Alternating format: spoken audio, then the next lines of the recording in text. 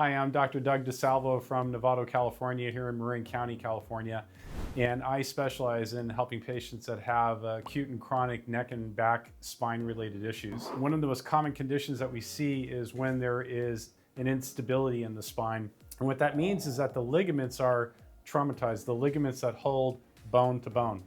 And most people recognize an ACL injury of a knee or a PCL injury of a knee. And what they understand about that is that the bones are unstable and a patient will have chronic knee pain as a result of that. The good news about a knee issue is that they can do surgical stabilization. But with a spine condition, if the ligaments are unstable, it's either surgical or may be surgical. So what we identify with this unit here, which is called the Vertebral Motion Analysis machine, is we are evaluating for spinal stability through flexion and extension of the neck and lower back. What we're looking for is to see if the vertebrae are stacking up or if they're stable, or are they too loose. If it's too loose, that means it's ligament instability.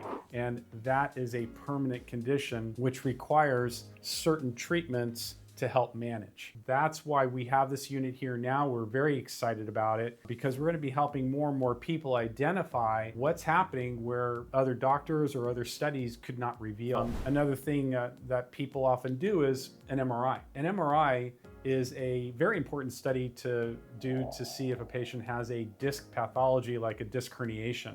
But keep in mind, when an MRI is done, it's in a position where they're lying down. And when you're lying down, there's no pressure on the disc. So it's not necessarily revealing the true nature of a disc pathology because there's less pressure on the disc, and the ideal MRI would be a weight-bearing MRI. But this test here reveals even more because it's putting the patient through a dynamic range of motion study so we could see how each vertebra are moving within flexion and extension. Once we know that the patient has ligament pathology, again, we can tailor their treatment and give them a better idea about how to take care of it for the rest of their lives.